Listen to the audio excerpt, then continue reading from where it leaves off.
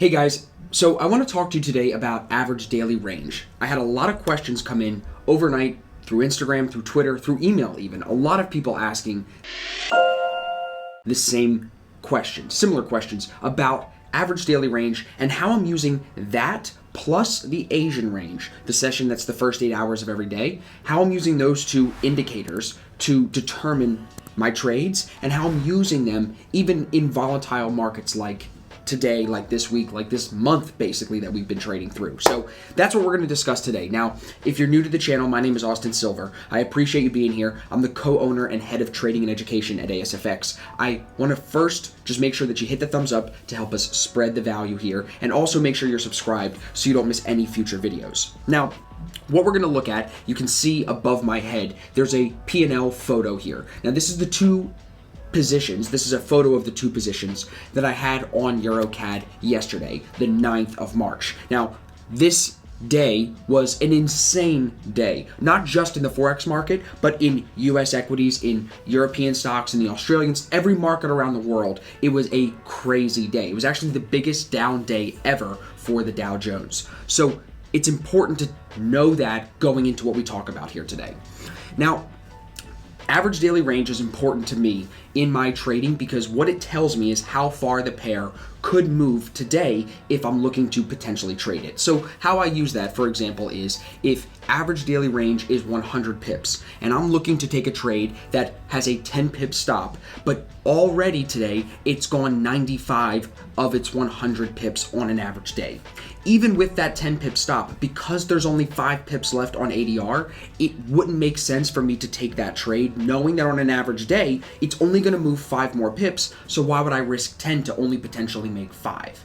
So in that situation, or in a situation like that, you're able to use ADR to say, okay, this pair moves 150 pips on average. Today it's only moved 60. This is fantastic. I'm looking for a trade here because I know it's got plenty of space to move on an average day. So that's how I use average daily range. Now, the Asian session, that's the first 8 hours of the day, like I said. That's really important too, because I think that if we find pairs typically that are stuck between that high and low set in the first 8 hours of the day in the Asian session, then we find that they tend to chop all day. If not all day, till the end of the New York session when they maybe break out in the afternoon. Either way, it's better to find a trade that isn't in that choppy situation, isn't in that choppy Asian range. So here, we're seeing this EuroCAD trade that I had yesterday. This was my biggest trade of the last year, a huge gain for me, in a situation where average daily range was blown out by more than twice, and the Asian range was set at 600 something pips for EuroCAD, and I was trading within the Asian range. So a lot of questions came in saying, Austin, how did you have such a great trade? How did you take this trade knowing that you were inside the Asian range and that ADR was blown out? So I want to show you the P&L. You guys see that? That shows you that I was in the trade. And now I want to flip over to TradingView and break this down for you. So what we're looking at here is EuroCAD on the 15-minute chart. You can see here it's Monday, here it's Tuesday. It's separated by these vertical dotted lines. Those are the period separators, and that's what separates each day. So you can see the huge start to the week, Sunday night, when markets opened up. This was a 230 pip or so gap on a lot of pairs. So a lot of Euro pairs moved higher to a different degree, but EuroCAD moved up 230. Then after that, it moved up another 454, all before midnight. All of that happened before midnight Sunday night. So what that did was it blew out two things. First, it blew out the Asian range. So if we measure the Asian range here from the start of the day, which like I said is this period separator, that vertical dotted line, to 1 a.m., which I can see at the bottom of the screen. You see my cursor, it's 3/9/2020 at 1 a.m. So from the pin high to the pin low of those first 8 hours, that creates this Asian range. Now, knowing that the Asian range is so big, it's clearly blown out. Now, blown out to me is depending on the pair that you're looking on. So for EuroCAD, because it's not a USD pair, I'll typically let this pair give a 75 pip, maybe an 80 pip Asian range. And if it breaks out of that range, I would look to trade it after that. That's just because this is a cross pair. That changes a little bit for USD pairs, but that's a real specific detail we go into in the course, so that's not important for right now. The purpose of what I want to explain here is just showing you that we were inside the Asian range, as you can see, all day yesterday, and we're actually still inside the Asian range set here to start the week. Now, this goes, I guess, into my next point, which is that market experience does play a factor in this trade. Market experience told me that even though we had the huge start to the week, even though we had the huge Asian range, and then if I turn on the ADR, even though we were well blown through ADR, because coming into the week, ADR was only 88, and we moved, as you can see, 477 pips past ADR. Even with all of that, my market experience told me that there was still potential to make money here. Now, the reason for that is because I knew that we had a lot of economic action going on across the entire world. Like I said, US equities had their worst day. You had all these different things. 10-year treasury yields hit their lowest point ever. So all these milestone events, which I know creates volatility here in the Forex market. So when we have bad dollar news or weakness in the US dollar or weakness in the US stock market, we tend to see euro pairs present long moves, long entries, long signals that make us money. So I'm long biased. When we pulled back to the 50 EMA, which is this blue line here, I looked for longs and I was able to make money.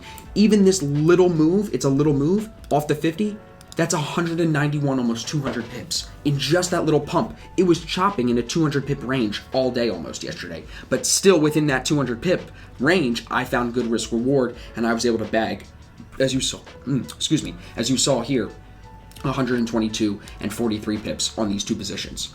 So the fundamental, I guess, easy answer that I can give to the question of, Austin, why did you take these trades even though they were in the Asian range, even though ADR was blown out, is because of this. With our system, and I'm speaking to people that take our courses and are using the A1, the D1, and the D2 and our other systems. In our systems, we know that we have all these parameters to read probability, and two of them are what's ADR and what is the Asian range telling us. Knowing that they are not perfect, meaning they could be better, that doesn't mean I won't take a trade. It doesn't. It means I'll size down. And even with a size lower than I normally would hit this trade with, I still was able to make great money yesterday and have my best day in the last year. Only because I know how to read probabilities and I use those probabilities to control my size. We call this our risk profile. So for example, here, if everything else looked great with the setup, but only these two things were wrong with it, I would give it a C and say, look, this isn't an A+ setup. It's well through ADR. The Asian range is blown out and we're trading within the Asian range. Let's give it a C setup. Let's take it small because we know there's some crazy volatility going on here. But let's still get involved in this because we're reading good risk reward. We're using a proven system to do that. And it makes sense to put money in here, even if it's small money, because small money can pay off really, really well for you, especially in market conditions like this. So as we continue to see volatility, we're going to continue to see opportunities like this for quick scalps that can turn into big rips. I'm actually going to film a video after this for you guys talking about my Euro CAD trade that I had this afternoon. So it makes sense for you guys to really start to internalize the idea of, yes, there are important things on our checklist to use. The Asian range, the EMAs, the TDI, the ADR, all of these things are important factors, but none outweigh all of the others. They're all individually important. And if two of them don't work, but everything else is there, you can still take that trade, just size down. Use your risk profile to say, this could be better. Let's size down. We don't need to do this as an A. Let's take it as a C and save ourselves the money if we're wrong. And that's why you have to be able to grade all of the setups that you're taking. So the same idea paid off for me today. I mean, look at the chop on EuroCAD today. Look at the move. From the top to the bottom, you're talking 260 pips. But even here, late day, off the 200 EMA, I was able to grab over 100 here, just in this rip from the 200 EMA up to the 50 EMA. But if you want to see that video, go check out the trade recap playlist, because that's where that'll be posted. So I hope this explains to you guys what I'm seeing here with the heightened volatility, the heightened volume, and how I'm using it even when average daily range is blown out. Even if we're trading inside the Asian range, I'm still keeping that underlying bias. I'm still trading in the same direction as much as I can, and I'm still sticking with our signal. It's never a break of edge. It's got to be the signal. And if you can, again, find that bias, find that same direction, those are going to be the best trades. Absolutely. And even if probabilities aren't 100% in your favor, you're still going to be able to make money on those trades because you use your risk profile to size into them appropriately. So I hope this video really does bring some insight to how to trade a volatile market like this, how to use average daily range in this market, how to use Asian range in this market. And if you have any other questions or if anything was unclear, please drop a comment down below. I'm more than happy to clarify anything for you guys. You know that. I really appreciate you giving me the time, giving me the energy. If there's anything that you need me to cover in future videos, please let me know down below in the comments. Make sure you're subscribed so you don't miss any future videos, and I'll catch you guys in the next one.